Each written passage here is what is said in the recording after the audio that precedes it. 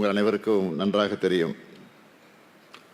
திராவிட முன்னேற்றக் கழகம் ஆட்சி பொறுப்பு ஏற்கிற நேரங்களெல்லாம் ஏராளமான திட்டங்களை தமிழ்நாட்டிற்கு, குறிப்பாக இந்த சென்னை மாநகரத்திற்கு நாம் கொண்டு வந்திருக்கிறோம். இன்றைக்கு இருக்கக்கூடிய சென்னையில் இருக்கக்கூடிய மேம்பாலங்களை பார்த்தாலே உங்களுக்கு நன்றாக தெரியும்.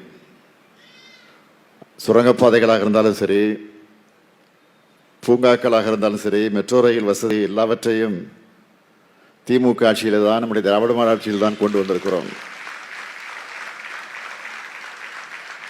இந்த வளர்ச்சி பணியில் ஏதாவது விட்டுவிடக்கூடாது என்று கவனமாக பார்த்து அந்த உள்கட்டமைப்பு வசதிகளை எல்லாம் இன்றைக்கு ஏற்படுத்தி கொண்டிருக்கிறோம். நம்முடைய திராவிட மாடல் ஆட்சி அமைஞ்சு இந்த 5 வருஷத்தில் சென்னையினுடைய வளர்ச்சிக்காக நாம் செஞ்சிருக்கக்கூடிய திட்டங்களை எல்லாம் நான் ஒரு கணம் எண்ணி பார்க்கிறேன். முழுமையாக சொல்ல நேரம் இல்லை. ஆக எனக்கு கொடுத்திருக்கக்கூடிய டேட்டா வச்சு உங்களுக்கு நான் சொல்ல விரும்புவது, இதே வடசென்னை பகுதியில் மேயர் சிட்டி பாபு பாலம், தென் சென்னை பகுதியில்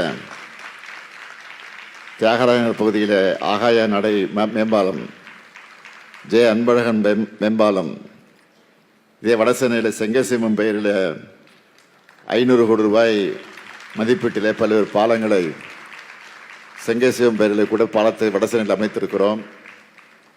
அது பாலம் இதே வடசென்னையில் செங்கசிமம் பெயரில் 500 கோடி ரூபாய் மதிப்பீட்டில் பல்வேறு பாலங்களை செங்கசிவம் பெயரில் கூட பாலத்தை வடசென்னையில் அமைத்திருக்கிறோம். அது மட்டுமல்லாமல் 516 கோடி ரூபாய் மதிப்பீட்டில் இன்னும் 19 பாலங்கள் இந்த சென்னை மாநகருக்கு உருவாக்கி தருவதற்கு அந்த பணிகள் எல்லாம் நடந்து கொண்டிருக்கிறது. அதே போல் சாலை பணிகள் எடுத்துக்கிட்டால் 2359 கோடியே 73 லட்சம் ரூபாய் மதிப்பீட்டில் 3455 கிலோமீட்டர் நீளத்திற்கு 19849 பேருந்து சாலைகள் மற்றும் உட்புற சாலைகளை போட்டிருக்கிறோம். இன்னும் 196 கிலோமீட்டருக்கான 1315 சாலை பணிகள் நடந்து கொண்டிருக்கிறது. முன்பெல்லாம் மழை பெஞ்சா என்ன நிலைமைன்னு உங்களுக்கு தெரியும். ஆனால் இப்போ அது எந்த அளவுக்கு மாற்றப்பட்டிருக்கிறது என்பதும் உங்களுக்கு நன்றாக புரியும். குறிப்பாக சொல்லணும்னா 2015 செயற்கை வெள்ளம், அது சாதாரணமாக இல்லை, செயற்கையாக உருவாக்கப்பட்ட வெள்ளம் உங்களுக்கு தெரியும். அதனால் மக்கள் எந்த அளவுக்கு பாதிக்கப்பட்டாங்க என்பதை இந்த சென்னை மறந்துடாதுக்கு. ஆனால் இன்னைக்கு இயற்கையாகவே சாதாரண மழையில் எவ்வளோ பெரிய மழை வந்தாலும் அதை சமாளிக்கிற ஆற்றல் இன்றைக்கு நம்முடைய சென்னை மாநகரத்துக்கு கிடைத்திருக்குதுன்னா அது நாம் ஆட்சிக்கு வந்து நிறைவேற்றியிருக்கக்கூடிய திட்டங்கள் தான் என்பதை நீங்கள் மறந்துவிடக்கூடாது. 6495 கோடி ரூபாய் மதிப்பீட்டில் 1422 கிலோமீட்டர் நீளத்திற்கு மழைநீர் வடிகால் அமைக்க பணிகள் எடுத்துக்கிட்டு அதில் 4309 கோடி ரூபாய்க்கு 1076 கிலோமீட்டர் நீளத்திற்கு பணிகளை முடிச்சிருக்கிறோம்.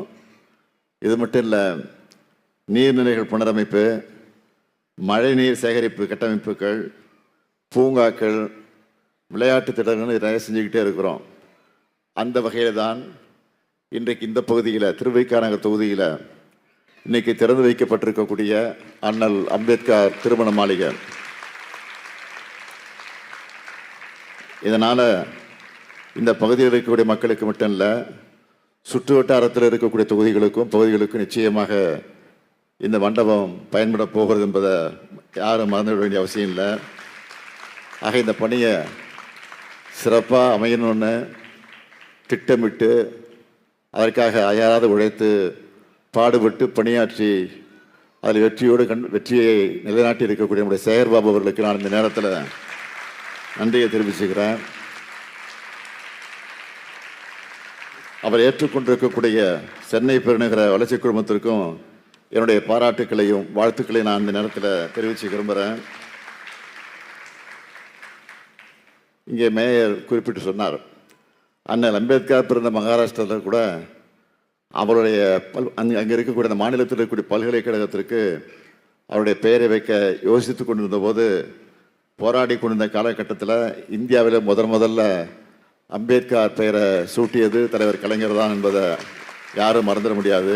நம்முடைய அம்பேத்கர் சட்டக்கல்லூரிக்கு அவர் காட்டின வழியில் தான் இப்போது திராவிட மாடல் அமைஞ்சதற்கு பிறகு இன்றைக்கு நம்முடைய சமத்துவ நாளாக நம்முடைய அம்பேத்கருடைய பிறந்தநாளை கொண்டாடி கொண்டிருக்கிறோம். அது மட்டுமல்ல, அண்ணல் அம்பேத்கர் அயலக கல்வி உதவித்தொகை, அண்ணல் அம்பேத்கர் தொழில் முன்னோடிகள் திட்டம் செயல்படுத்தி கொண்டிருக்கிறோம். அந்த வகையில் தான் இந்த மாளிகையும் திறந்து வைக்கப்பட்டிருக்கிறது. எல்லாம் திருமண மண்டபம் தான் சொல்லுவாங்க, ஆனால் திருமண மண்டபம் இல்லை, இது திருமண மாளிகை. இது மாளிகை போல் அமைச்சிருக்கிறோம். ஆக இது நல்லா நீங்கள் எல்லாம் சிறப்பாக பயன்படுத்தி கொள்ள வேண்டும். ஆக இன்றைக்கு இந்த மண்டபத்தில் 10 ஜோடிக்கு திருமணம் இங்கே நடைபெறவிருக்கிறது. ஆக திருமணத்தை காணக்கூடிய மணமக்களுக்கு நான் வேறு ஒன்றும் அறிவுரை சொல்லலாம் தேவையில்லை, தேவையும் இல்லை இப்போ அறிவுரைலாம். ஆனால் ஒரே ஒரு அறிவுரை மட்டும் சொல்கிறேன், உங்களுக்கு பிறக்கக்கூடிய குழந்தைகளுக்கு அழகான தமிழ் பெயர்களை சூட்டுங்கள் என்றுதான் தெரியும். ஏனென்றால் இப்போ பார்க்குறோம், யாரையும் விமர்சனம் பண்ண பேசலை, யாரையும் கொச்சைப்படுத்தி பேச நினச்சிட வேண்டாம். ஆங்கிலத்தில் வடமொழியிலெல்லாம் பேர் வைக்கிறது பார்க்குறோம். இதை சொல்கிறப்போ என் பேர் ஸ்டாலின், அது தமிழ் பேர் இல்லை, இருந்தாலும் அந்த பேர் வச்சுருக்காங்கன்னா அதுக்கு காரணம் உண்டு. அது உங்களுக்கெல்லாம் தெரியும். ரஷ்யாவில் புரட்சி செய்த ஸ்டாலினை நினைவு கொண்டு கம்யூனிஸ்ட் சித்தாந்தத்தின் மீது தலைவர் கலைஞர் கொண்ட நம்பிக்கையின் அடிப்படையில் அவர் இறந்த நேரத்தில் நான் பிறந்த காரணத்தால் அந்த பெயர் எனக்கு சூட்டி தலைவர் கலைஞர் மொழிந்தாலே தவிர வேறு எதுவும் கிடையாது.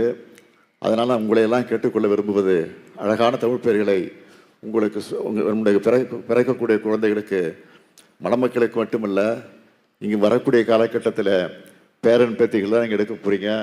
அப்படிப்பட்ட பேரன் பேத்தி எடுக்கிற போது, குழந்தைகளை பெற்றுக் கொடுக்குற போது, அந்த குழந்தைகளுக்கு அழகான தமிழ் பெயர்களை சூட்டுங்கள் என்று உங்களையெல்லாம் அன்போடு கேட்டுக்கொண்டு, மணக்கோலம் கொண்டிருக்கக்கூடிய மணமக்கள் வாழ்க்கையில் எல்லா நன்மைகளையும் பெற்று பல்லாண்டு காலம் வாழ்க வாழ்க, வீட்டுக்கு விளக்காக, நாட்டுக்கு தொண்டர்களாக வாழுங்கள் வாழுங்கள் வாழுங்கள் என்று வாழ்த்தி விடைபெறுகிறேன். நன்றி, வணக்கம்.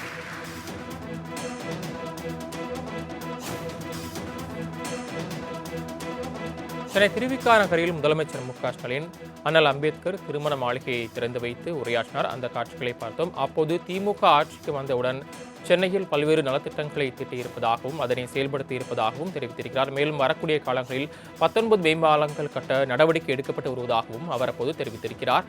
மேலும் அனைவரும் தங்கள் குழந்தைகளுக்கு தமிழ் பெயரை சூட்ட வேண்டும் என்றும் அவர் கேட்டுக் கொண்டிருக்கிறார்.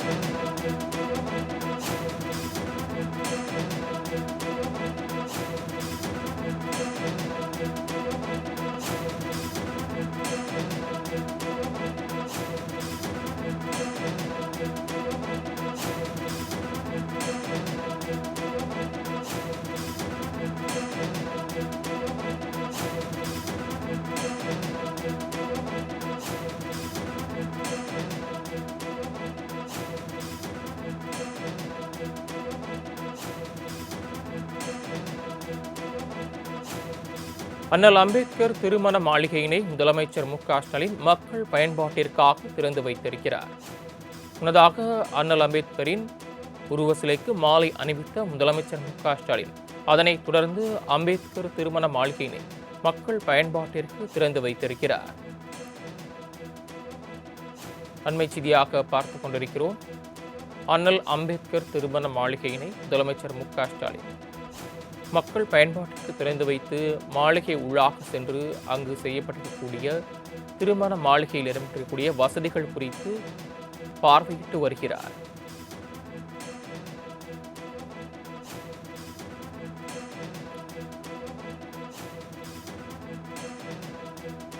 கூடுதல் விவரங்களை செய்தியாளர் நந்தினி வழங்க கேட்கலாம். நந்தினி, விவரங்கள். வணக்கம் சரவணன். பெரம்பூர் நெடுஞ்சாலை திருவிக நகர் சட்டமன்ற தொகுதியில் பெருநகர சென்னை மாநகராட்சிக்கு உட்பட்ட பகுதியில் கட்டப்பட்டிருக்கக்கூடிய திருமண மண்டபத்தை தமிழ்நாடு முதலமைச்சர் தற்போது திறந்து வைத்து வரக்கூடிய அந்த நிரலை காட்சிகளை தற்போது நாம் பார்த்து கொண்டிருக்கிறோம். குறிப்பாக பல்வேறு திட்டங்களை தமிழ்நாடு முதலமைச்சர் இன்று திறந்து வைக்கிறார். அதன் ஒரு பகுதியாக தான் இந்த திருமண மண்டபத்தை தமிழ்நாடு முதலமைச்சர் தற்போது திறந்து வைத்து வரக்கூடிய அந்த காட்சிகள் தற்போது நம்மால் பார்க்க முடிகிறது.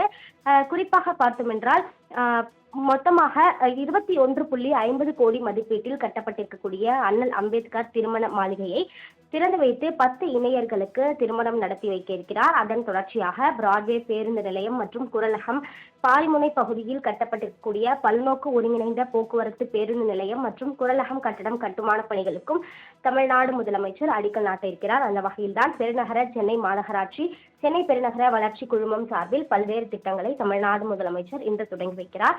இந்த நிகழ்ச்சியில் அமைச்சர்கள், சட்டமன்ற, நாடாளுமன்ற உறுப்பினர்கள் மற்றும் அரசின் முக்கிய அதிகாரிகளும் பங்கேற்றுள்ளனர்.